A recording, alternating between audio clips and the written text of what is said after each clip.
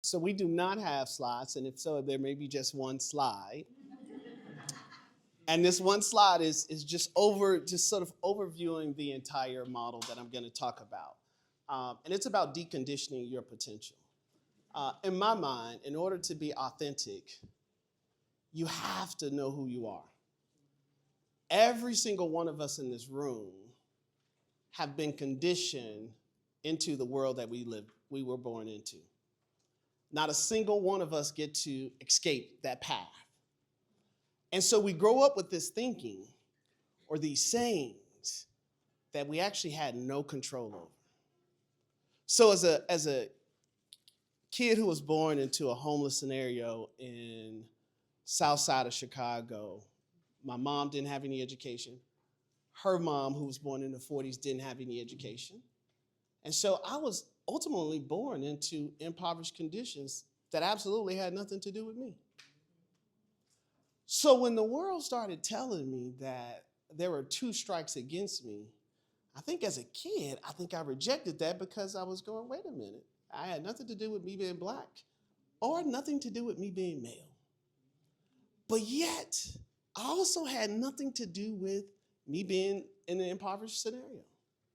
It had nothing to do with my capability or my capacity. And so early on, I found myself rejecting some of the things that were normal to my family. Alcoholism, not graduating high school, having a kid before you turned 18. All of these things was prevalent. I didn't have the words for it at the time, but one of the things that I was always determined to do was walk my own path. And so one of the things that I had to really figure out, and over time I've been figuring this out, and I'm a big proponent of mental health. I grew up in an environment where if you saw a therapist, people told you you were crazy. Going to therapy is actually the best thing I absolutely ever did for myself. And I did not have the conditioning. My conditioning had me afraid of pursuing something that could unlock my potential. It is very difficult for any of us to actually lead authentically when we don't even know and we're not even aware of the conditioning that we have. And so as I talk about sort of this first, and I won't even go through all the 4, but in this excavate stage, in this first stage, and I want us to sort of really sort of marry ourselves to this conditioning piece. Because if I had locked into, I had 2 strikes against me, I would have been living on pins and needles thinking about where's that 3rd strike? How could I live my truest potential if I was worried about what was the other mistake going to be? Particularly when I think about this point right here. The first 2 didn't have anything to do with me. I was literally just born. All of us were born into a scenario that we absolutely had nothing to do with. And I want to say that because I want to sort of bring us to this fact right here. The sole purpose in everybody's life is to simply enjoy the existence of being you for yourself. I'm going to say that one more time. Everybody's sole purpose is to enjoy the existence of being you. Now, if I step into this and let's get into this excavation, I grew up, again, I just told you guys, homeless, impoverished community, no education in my family. But I was raised in the Black Baptist church. And all I knew was if you didn't believe in God, you was absolutely going to hell. When I get to college at 18, my first roommate is atheist. Family absolutely loved me. And here I was reckoning with, but the person I love the most, the person who has shaped me, absolutely unequivocally believes in the fact that if you do not believe in God, you are going to hell. And yet here I was building a lifelong relationship with somebody who had zero of that conditioning. I didn't have the words at the time, but that is exactly what it is right now. I got chewed out in my freshman women's gender study class because I brought all this biblical teaching in there. And I had no clue that all of this other thinking existed. I literally had no clue. And so when I talk about deconditioning your potential, you have absolutely no idea what your potential is if you don't first look at, accept, and excavate the conditioning that you were actually born into. If I took this a step further and I thought about racism,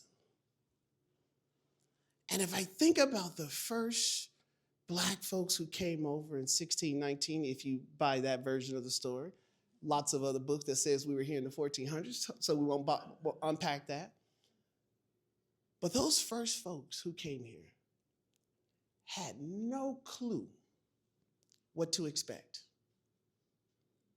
But somehow they persevered to the point that I am standing before you now, having a conversation looking back and saying that the conditioning of why people do not like me based on the color of my skin had absolutely nothing to do with me. So why is it that I would pass on something to my kids that I don't believe in? If I'm not aware of my conditioning, because I love my mom and daddy so much, I'm giving you what they gave me because that's all they knew.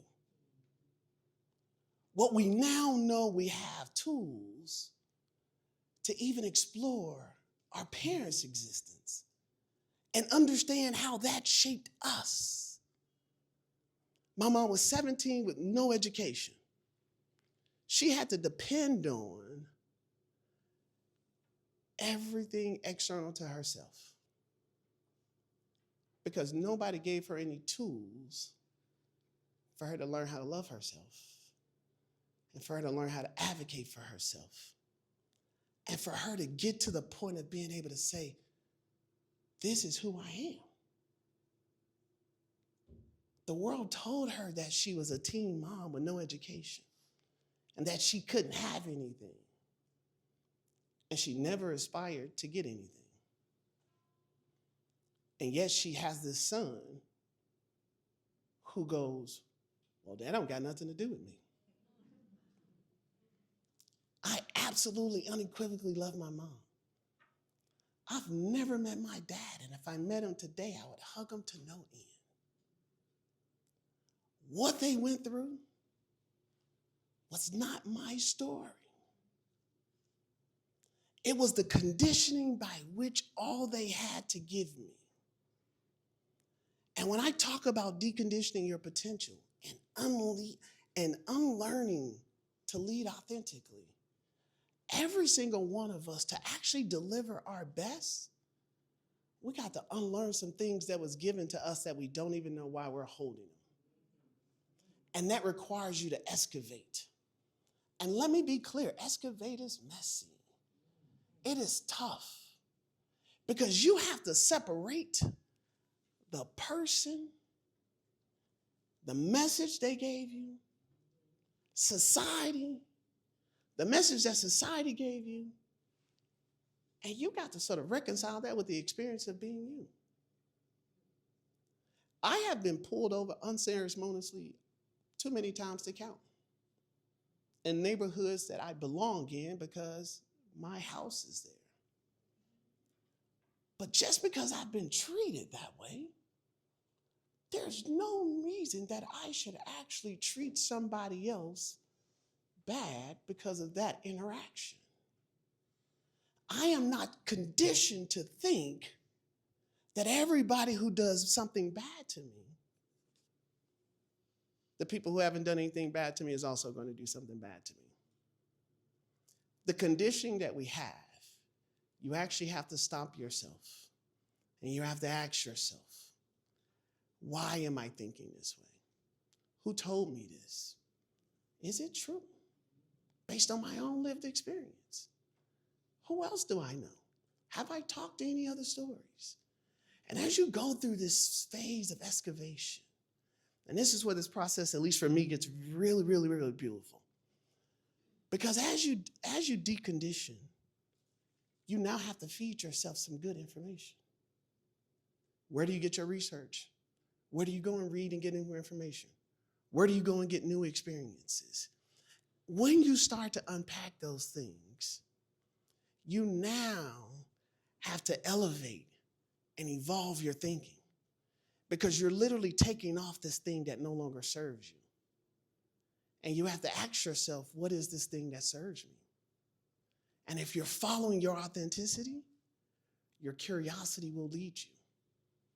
You will say, I'm interested in this. Let me go read some more.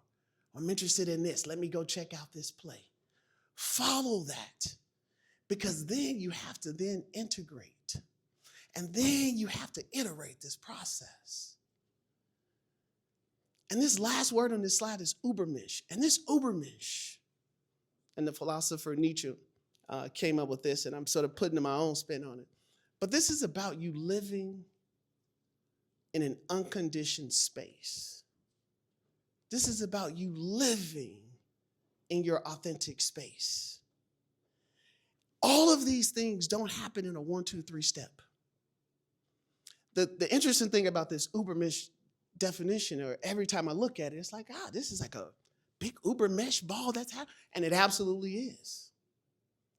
I am a father of a 4-year-old and a father of a 23-year-old. My wife and I have 4 of the kids in between us. This is 6. I have kids who did not have AI in school. I got a 4-year-old who will completely experience AI in her whole lifetime. I don't have the tools right now to give her. And I'm not conditioned to think that I know it all. In deconditioning my own potential, it allows me to be a father to these 6 kids who have all of these diverse things in them, and to never sit around and ask them, what do you want to be when you grow up? Because I know they don't know. They're still trying to figure it out. I'm still grappling with what ways am I conditioning them and how do I decondition them? So I'm going to close this with this piece that I don't want you guys to walk home without this piece. And I've said it twice and I'm going to say it the 3rd time. The most important thing you can ever do for yourself is to enjoy this experience on this earth as authentically as you can. And that is absolutely unequivocally going to require you to decondition yourself so that you can really unlock and unleash the greatness that's inside of you. Thank you.